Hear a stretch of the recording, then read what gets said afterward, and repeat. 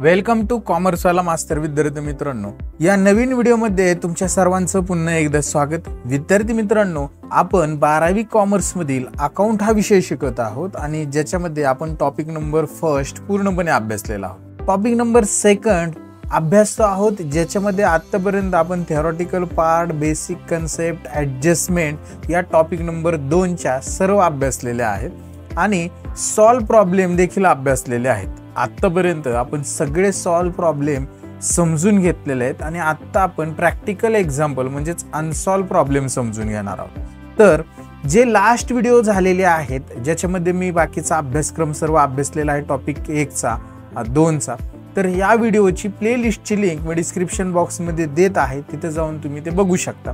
जेणेकरून तुम्हाला त्या बेसिक कन्सेप्ट समजल्या तर आता या व्हिडिओमध्ये मी जे काही तुम्हाला शिकवणार आहे ते चांगल्या पद्धतीने समजू शकता।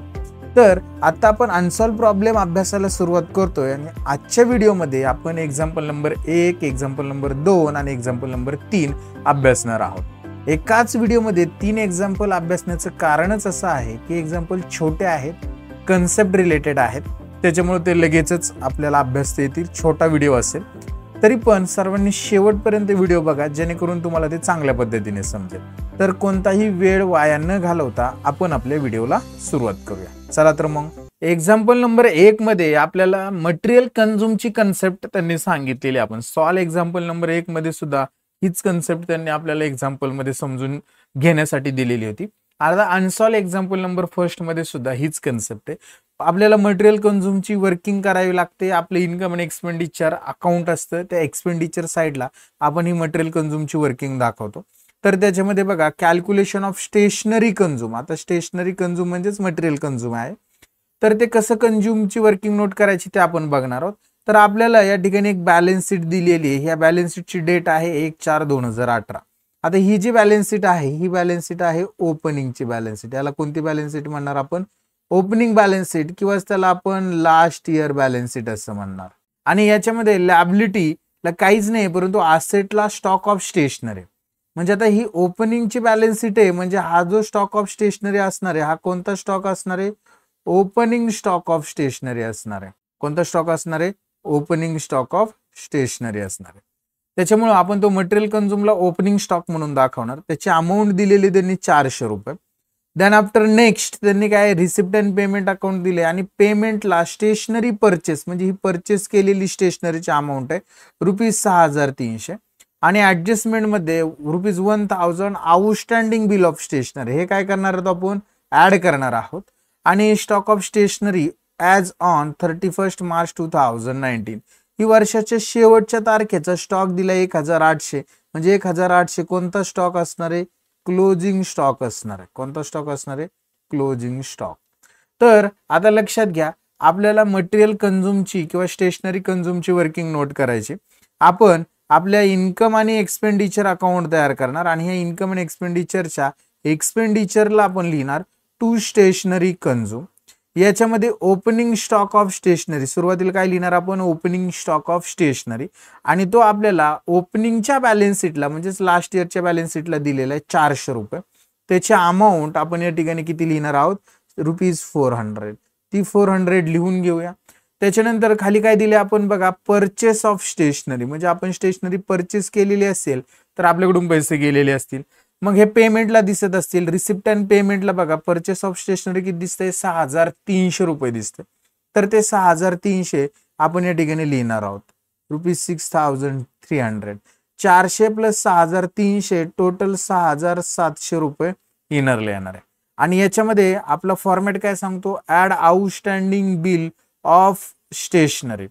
मग आता आउटस्टँडिंग बिल ऑफ स्टेशनरी त्यांनी दिलेले आपल्याला बघा या ठिकाणी आउटस्टँडिंग स्टेशनरी बिल किती आहे? ₹1000 ऍडजस्टमेंट मध्ये।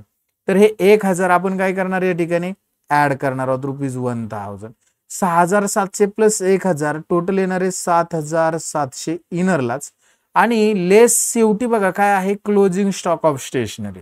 तर क्लोजिंग स्टॉक दिलेला आहे आपल्याला या ठिकाणी 31/3/2019 2 नंबरच्या ऍडजस्टमेंट मध्ये 1800। तर तो आपण 1800 रुपये काय करणार? वजा करणार। तर 7000 मधनं 1000 गेले, 6700 परत त्यातनं 800 गेले, तर आउटरला आपले 5900 रुपये शिल्लक राहतील। किती राहतील 5900. हे काय असणार आहे आपली स्टेशनरी कंझ्युम असणार आहे. आणि हा जो क्लोजिंग स्टॉक आहे 1800 हा आपण यूज करणार इन फ्युचर मध्ये, म्हणून तो बॅलन्स शीटच्या असेटला देखील दाखवायचा क्लोजिंग स्टॉक ऑफ स्टेशनरी आणि त्याची अमाऊंट आपण आउटरला लिहिणार बॅलन्स शीटच्या असेटला 1800. तर अशा पद्धतीने आपण काय केलेलं आहे हे स्टेशनरी कंझ्युमचं वर्किंग केलेलं आहे. विद्यार्थी मित्रांनो हे आतापर्यंत बऱ्याचशा प्रॉब्लेम मध्ये आपण अभ्यासलेलं आहे. तरी सुद्धा या बेसिक कन्सेप्टचे क्लिअरिफिकेशनचे प्रॉब्लेम आपल्याला दिलेले आहेत, त्याच्यामध्ये देखील आता मी समजून सांगितलं. सोपी मेथड आहे. काय करायचं असतं आपल्याला की सुरुवातीला आपण स्टेशनरी कंझ्युम लिहिणार, opening stock plus purchase of stationery plus outstanding bill, या दोन गोष्टी ऍड करायच्या. लेस क्लोजिंग स्टॉक, जी अमाऊंट लेस करून येईल ती आउटरला दाखवायची आणि क्लोजिंग स्टॉकचा जो अमाऊंट असेल ती बॅलन्स शीटच्या असेटला दाखवायची. एवढा साधा सरळ सिंपल प्रॉब्लेम होता. आय होप तुम्हाला हा समजलेला आहे. नेक्स्ट प्रॉब्लेम आपण बघूया. सेकंड एक्झाम्पल मध्ये आपल्याला सबस्क्रिप्शनशी रिलेटेड कन्सेप्ट आहे आणि मी तुम्हाला बऱ्याचशा वेळा सांगितलं की सबस्क्रिप्शन हे तुम्हाला पेपरमध्ये विचारलं जाणार म्हणजे जाणारच. तर सुरुवातीला काय करूया आपण हे एक्झाम्पल समजून घेऊ काय सांगितलंय ते आणि त्याच्यानंतर ते सॉल्व्ह करूया. बघा काय सांगितले त्यांनी की प्रेझेंटेशन ऑफ सबस्क्रिप्शन ओनली सांगितले त्यांनी की बघा या ठिकाणी बॅलन्स शीट दिलेली आहे आपल्याला, एक बॅलन्स शीट दिलेली. ही जी बॅलन्स शीट आहे 1/4/2018 म्हणजे जे आपलं फायनान्शियल इयर आहे ते फायनान्शियल इयर आपलं बघा इथं रिसिप्ट अँड पेमेंट अकाउंटवरून आपल्याला समजतं 31/3/2019 ची ही लास्ट डेट आहे. तर हे वर्ष सुरू झालं असेल 1/4/2018 ला सुरू झालं असेल आणि संपलंय 31/3/2019 या तारखेला. म्हणजे आपलं जे करंट इयर असणार आहे 2018 आणि 19 असणार आहे. आणि इथं आपल्याला 1/4/2018 ची म्हणजे ही जी बॅलन्स शीट दिलेली ही ओपनिंगची बॅलन्स शीट आहे. ओपनिंग म्हणजेच कधीची लास्ट इयरची बॅलन्स शीट आहे. आणि या लास्ट इयर बॅलन्स शीटला लायबिलिटी साइडला सबस्क्रिप्शन रिसिव्ड इन ऍडव्हान्स म्हणजे सबस्क्रिप्शन रिसिव्ड इन ऍडव्हान्स आणि बॅलन्स शीट लास्ट इयरची म्हणून हे लास्ट इयरचं सबस्क्रिप्शन आहे. लास्ट इयरचेच आपल्याला लास्ट इयरलाच आपल्याला या वर्षीचं सबस्क्रिप्शन लास्ट इयरला भेटलं म्हणजे हे आपले या वर्षीचं सबस्क्रिप्शन आहे. त्यामुळे आपल्याला हे सबस्क्रिप्शन मध्ये काय करावं लागणार आहे ऍड करावे लागणार, याचा एकच इफेक्ट. आणि त्याच्यानंतर इकडे बघा आउटस्टँडिंग सबस्क्रिप्शन 16/17/17/18. आता 16/17 हे देखील लास्ट इयर आहे आणि 17/18 हे देखील लास्ट इयर आहे. 18-19 आपलं करंट इयर हे लक्षात राहू द्या. तर 16/17चं 26,000 सबस्क्रिप्शन होतं. हे 26,000 मधले काही अमाऊंट आपल्याला 16/17ची भेटली का तर यस सर या ठिकाणी आपल्याला भेटलेली दिसते. किती भेटली बघा 23,000 भेटलेली. म्हणजे 26 मधनं जर आपण 23 वजा केले तर अजून आपल्याला 3,000 रुपये आउटस्टँडिंग आहेत. कधीचे 16/17चे लक्षात घ्या सबस्क्रिप्शन 16/17चे 3,000. आणि देन नेक्स्ट बघा या ठिकाणी 17/18चं सबस्क्रिप्शन दिले आपल्याला 35,000. कुठं दिले इथं बॅलन्स शीटला दिसतंय लास्ट इयरच्या. आणि त्यातले रिसिव्ड झालेत का बघायचं या वर्षीच्या रिसिप्ट अँड पेमेंटला 17/18चे. तर रिसिव्ड झालेले आहेत बघा. किती अमाऊंट रिसिव्ड झालेली 30,000 होते 35,000. म्हणजे 35 मधनं जर आपण 30,000 जर वजा केले 30,000 जर वजा केले तर 5,000 रुपये काय आहेत आपले आउटस्टँडिंग सबस्क्रिप्शन आहेत अजून देखील 17 आणि 18चे. तर आता बघा हे जे 5,000 हे 3,000 आणि हे जे 5,000 आहेत हे आउटस्टँडिंग आहेत. म्हणजे आपल्या करंट इयर बॅलन्स शीटच्या कुठं दाखवावे लागतील ते असेटला दाखवावे लागतील. लक्षात घ्या. तर आता ते असेटला कसे दाखवायचे ते मी तुम्हाला सांगणारच आहे.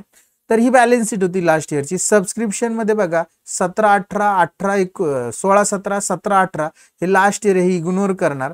त्याच्यानंतर हे करंट इयरचे सबस्क्रिप्शन 18-19 हे इन्कमला लिहिणार आणि 19-20 हे प्री रिसिव्ड आहे हे बॅलन्स शीटच्या लायबिलिटीला लिहिणार. आणि ऍडजस्टमेंट मध्ये त्यांनी आउटस्टँडिंग सबस्क्रिप्शन दिलेले बघा फक्त. त्याच्यामध्ये काय सांगितले की 18-19 म्हणजे करंट इयर आउटस्टँडिंग आहे. करंट इयरचे दोन इफेक्ट होतात. ते फर्स्टली आपण सबस्क्रिप्शन मध्ये ऍड करतो आणि बॅलन्स शीटच्या असेटला लिहितो. आता सॉल्व्ह करायला सुरुवात करूया. पहिल्यांदा बघा लॅबिलिटीचे ट्रान्सफर करून घेऊ. लॅबिलिटीला काय दिले त्यांनी प्री रिसिव्ड सबस्क्रिप्शन आहे लास्ट इयर हे सबस्क्रिप्शन मध्ये ऍड करायचंय. सबस्क्रिप्शन आपल्याला इन्कमला लिहावं लागेल. आपण इन्कम अँड एक्सपेंडिचर अकाउंट तयार केलेला असेल त्या ठिकाणी जायचं आणि त्या ठिकाणी लिहायचं बाय सबस्क्रिप्शन आणि त्याची अमाऊंट जी असणार आहे ते आपल्याला भेटलेली नाही पण त्या ठिकाणी आपण ऍड लिहू आउटस्टँडिंग सबस्क्रिप्शन कंसात लिहायचं लास्ट इयर, हे लास्ट इयरचं आहे आणि त्याची जी अमाऊंट असणार आहे ती आपण इनरला लिहिणार आहोत ₹20,000. ऍडजस्टमेंट अजून आहे त्याच्यामुळे हे एक लाईन मारून ठेवा फक्त आणि अजून एक त्याच्यावर ऍडजस्टमेंट आहे सबस्क्रिप्शनवर, त्याच्यामुळे अजून एक लाईन मारणार आणि जागा सोडणार आहोत. तर बघा आता कशा पद्धतीने हे 20,000 फक्त याचा एकच इफेक्ट लास्ट इयर इथं आउटस्टँडिंग म्हटलेले मी, इथं प्री रिसिव्ड म्हणावं लागेल ना, प्री रिसिव्ड सबस्क्रिप्शन. इथं आउटस्टँडिंग क्या ऐवजी प्री रिसिव्ड सबस्क्रिप्शन आहे, इथं आउटस्टँडिंग चुकून आला माझ्याकडून. तर बघा आता हे प्री रिसिव्ड सबस्क्रिप्शन आहे, लास्ट इयरचं रिसिव्ड इन ऍडव्हान्स आहे. त्याच्यानंतर इकडं असेटला बघा आता काय झालेलं आहे की हे लास्ट इयरचं सबस्क्रिप्शन आहे 26,000 35,000. तर यातले 23,000 भेटलेत, यातले 30,000 रुपये भेटलेत, मग भेटायचे राहिले 3,000 आणि 5,000. फक्त हे 3,000 5,000 हे कसं कॅल्क्युलेट केलं मी तुम्हाला सांगितले. हे आपल्याला फक्त बॅलन्स शीटच्या असेटला दाखवायचं, बॅलन्स शीटच्या असेटला यायचं आणि त्या ठिकाणी हेडिंग द्यायचं आउटस्टँडिंग सबस्क्रिप्शन. त्याला अंडरलाईन करूया. त्याच्यामध्ये फर्स्ट 16 17 17 18 आणि आपलं करंट इयर आहे 18 आणि 19. 16 17चं बघा किती होतं, आपण बॅलन्स शीटला जर बघितलं तर 26,000 होते, त्यातले 23,000 भेटलेत. मग मी लिहिताना काय करतो 26,000 कंसात लिहितो आणि त्यातनं 23,000 रिसिव्ड झाले ते मायनस करणार आणि आपण इनरलाच दाखवणार आहोत 3,000 रुपये.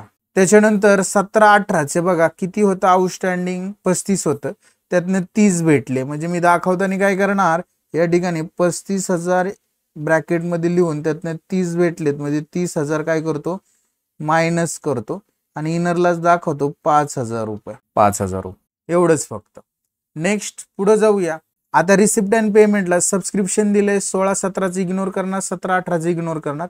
18 19चं 4,10,000 आपण इन्कमला सबस्क्रिप्शन लिहून ठेवलंय, तिथं लिहितो मी 4,10,000 रुपये आणि त्याच्यामध्ये हे 20,000 जर ऍड झाले तर 4,30,000 रुपये आपल्याला त्या ठिकाणी सबस्क्रिप्शनची अमाऊंट भेटत. नेक्स्ट पुढे जाऊया. 19-20चं सबस्क्रिप्शन आहे 21,000 रुपये. हे काय आहे बघा, हे जे 19-20चं जे सबस्क्रिप्शन आहे प्री रिसिव्ड सबस्क्रिप्शन आहे, हे आपल्याला बॅलन्स शीटच्या लॅबिलिटीला दाखवावं लागेल. म्हणून आपण बॅलन्स शीटच्या लॅबिलिटीला यायचं आणि त्या ठिकाणी लिहायचं सबस्क्रिप्शन रिसिव्ड इन ऍडव्हान्स आणि त्याची जी अमाऊंट आहे ती लिहिणार आपण ₹21,000. हो गया. देन नेक्स्ट बघा ऍडजस्टमेंट मध्ये फक्त आपल्याला त्यांनी 32,000 रुपये सबस्क्रिप्शन आहे, ते काय करायचं आपण आपल्या सबस्क्रिप्शन मध्ये ऍड करायचं. या ठिकाणी यायचं आपण सबस्क्रिप्शन लिहिलं इन्कमला, त्या ठिकाणी लिहायचं आउटस्टँडिंग सबस्क्रिप्शन कंसात लिहायचं लास्ट करंट इयर आणि त्याची अमाऊंट जी असणार आहे ती अमाऊंट आपल्याला दिली त्यांनी ₹32,000, ती 32,000 आपण या ठिकाणी लिहिणार. तर आपल्याला 4,62,000 रुपये आउटरला येणार आहेत, 4,62,000 आणि हे 32,000 18 1900 पुन्हा या ठिकाणी दाखवायचे बॅलन्स शीटच्या असेटला आउटस्टँडिंग आणि टोटल लास्ट 2 इयर्सचं आणि या वर्षीचं करंट इयरचं असं टोटल बघा 32 आणि 5 37 आणि 3 किती होतील 40,000 रुपये सबस्क्रिप्शन. आउटस्टँडिंग सबस्क्रिप्शन बॅलन्स शीटच्या असेटला 40,000 दिसत. एवढंच आहे. सबस्क्रिप्शन बाबतीत अवघड असं काही नाही, हा प्रॉब्लेम देखील आपण समजून घेतलेला आहे. तर आय होप तुम्हाला समजलेला असणार आहे. पहा आता एक्झाम्पल नंबर 3 बघूया. याच्यामध्ये सबस्क्रिप्शनशी रिलेटेड इन्फॉर्मेशन आहे, काय सांगितले ते पाहूया. पहा रिसिप्ट साइडला आपल्याला सबस्क्रिप्शन दिलेले 16 17चं हे लास्ट इयरचं आहे 2,000, हे आपण इग्नोर करणार. 17 18चं हे करंट इयरचं हे आपण इन्कमला लिहिणार आणि 18 19चं हे नेक्स्ट इयरचे प्री रिसिव्ड हे आपण लॅबिलिटी लिहिणार. पेमेंटला काहीच दिलेलं नाही. ऍडजस्टमेंट मध्ये काय सांगितले त्यांनी की subscription outstanding for the year 17 आणि 18. आता 17 18 हे आपलं करंट इयर आहे 6,000 रुपये, म्हणजे current year outstanding subscription effect 2 ते सबस्क्रिप्शन मध्ये ऍड करणार आणि बॅलन्स शीटच्या असेटला लिहिणार. त्यामुळे करंट इयर सबस्क्रिप्शनला एक स्टार मार्क होईल. त्याच्यानंतर ड्युरिंग द प्रिव्हियस इयर बघा लास्ट इयरला सबस्क्रिप्शन रिसिव्ड इन ऍडव्हान्स 17 18चे बघा during the previous year subscription received in advance for 17 18 म्हणजे करंट इयरचं भेटलं किती 2,000. हे लास्ट इयरचं आहे म्हणजे प्रिव्हियस इयरला 2,000 रुपये ऍडव्हान्स मध्ये भेटलं, म्हणजे आपल्या या वर्षीच्या सबस्क्रिप्शन मध्ये काय करावं लागतील ऍड करावं लागेल. इफेक्ट एकच आहे त्यामुळे सबस्क्रिप्शनला अजून एक स्टार मार्क. आणि देन आफ्टर नेक्स्ट बघा आउटस्टँडिंग सबस्क्रिप्शन 16 17 इज रुपीज 16 17 म्हणजे कधीचं लास्ट इयरचं ते किती 2,500 म्हणजे थोडक्यात काय 2,500 रुपये गेल्या वर्षीचे आउटस्टँडिंग होते त्यातले 2000 रुपये भेटलेत, म्हणजे अजून 500 रुपये जे भेटायचे ते 500 रुपये अजून आउटस्टँडिंग आहेत. हे बॅलन्स शीटच्या असेटला आपल्याला शो करावं लागणार आहे. सॉल्व्ह करायला सुरुवात करूया. पहिल्यांदा आपण सबस्क्रिप्शन लिहून घेऊया. बॅलन्स शीटच्या आपल्या इन्कम अँड एक्सपेंडिचरच्या क्रेडिट साईडला म्हणजेच इन्कम साईडला बाय सबस्क्रिप्शन आणि त्याची अमाऊंट आपण त्या ठिकाणी लिहिणार आहोत. आपल्याला बघा या ठिकाणी लास्ट इयरचं इग्नोर करायचंय. करंट इयरचं 60,000 रुपये आपण आपल्या इथे लिहिणार आहोत ₹60,000. अमाऊंट इनरला लिहिणार ₹60,000. देन नेक्स्ट बघा 18-19 जे सबस्क्रिप्शन आहे 4,500 हे बॅलन्स शीटच्या लायबिलिटी साईडला लिहायचं आपल्याला. प्री रिसिव्ड सबस्क्रिप्शन अमाऊंट लिहिणार ₹4,500 4,500 रुपये. देन नेक्स्ट ऍडजस्टमेंट मध्ये बघा आउटस्टँडिंग सबस्क्रिप्शन 17-18 करंट इयरचे 6,000 हे आपल्याला आपल्या सबस्क्रिप्शन मध्ये ऍड करावं लागेल. आपण आपल्या इन्कमला जायचं आणि त्या ठिकाणी जिथे सबस्क्रिप्शन लिहिले त्या ठिकाणी यायचं लिहायचं ऍड आउटस्टँडिंग सबस्क्रिप्शन. त्याची अमाऊंट इनरला लिहिणार ₹6,000 आणि याची टोटल आपण इनर कॉलमलाच दाखवूया ₹66,000. याचा दुसरा इफेक्ट बॅलन्स शीटच्या असेटला हेडिंग द्यायचं आउटस्टँडिंग सबस्क्रिप्शन. याला आपण अंडरलाईन करूया आणि याच्यामध्ये फर्स्ट लास्ट इयरचं लिहू 2016 आणि 17 आणि त्याच्यानंतर 2017 आणि 18. तर हे लास्ट इयरचं सबस्क्रिप्शन आपल्याला बघा या ठिकाणी सापडणार आहे. फक्त आता आपण करंट इयरचं लिहून घेऊया. आपण 17-18चं आपलं करंट इयर आहे ते 6,000 रुपये मी या ठिकाणी लिहून घेतो. 16-17चं लास्ट इयरचं ते बघूया. नेक्स्ट बघा सबस्क्रिप्शन लिहून घेतल्यानंतर during the previous year subscription received in advance. बघा लास्ट इयरला ऍडव्हान्स मध्ये होते 2,000 हे सबस्क्रिप्शन मध्ये ऍड करायचे. सबस्क्रिप्शन कडे जायचं आणि त्या ठिकाणी लिहायचं add pre received subscription into bracket म्हणायचं लास्ट इयर अमाऊंट लिहिणार ₹2,000 आणि त्याची टोटल आपण आउटरला लिहिणार आहोत 68,000. नेक्स्ट ऍडजस्टमेंट आहे आउटस्टँडिंग सबस्क्रिप्शन आणि त्यांनी 16-17चं आउटस्टँडिंग सबस्क्रिप्शन दिले 2,500. आता बघा 16-17चं बॅलन्स शीटच्या रिसिप्टला दिले आपल्याला 2,000 आणि इथं 2,500 म्हणजे 2,500 आउटस्टँडिंग होतं. त्यातले 2,000 भेटले, राहिले 500 रुपये. हे बॅलन्स शीटच्या असेटला दाखवायचे. आपण बॅलन्स शीटच्या असेटला येऊ. 16-17चे वाटले तर कंसात मी या ठिकाणी लिहितो 2,500 आउटस्टँडिंग आहेत, त्यातले 2,000 भेटले आणि अजून राहिलेले 500 आउटस्टँडिंग दाखवणार. हे 6,000 या वर्षीचे, गेल्या वर्षीच्या 500 असं टोटल 6,500 आउटस्टँडिंग सबस्क्रिप्शन 16-17चं आपण दाखवणार. बघा काय केलं आपण प्रॉब्लेम मध्ये. तर प्रॉब्लेम मध्ये आपल्याला काय केलं तर रिसिप्ट साईडला सबस्क्रिप्शन येतं. 16-17चं दिलं तर ते आपण काय केलं इग्नोर केलं.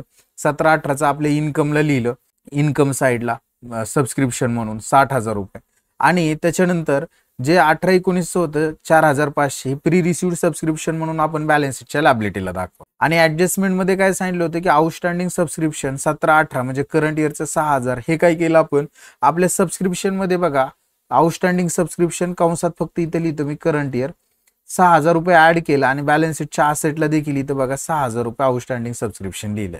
आणि दुसऱ्या ऍडजस्टमेंट मध्ये काय सांगितलं होतं प्रिव्हियस इयरचं सबस्क्रिप्शन ऍडव्हान्स आहे 2,000 रुपये लास्ट इयरचं हे सबस्क्रिप्शन मध्ये ऍड केले. एकच इफेक्ट आहे 2,000चा.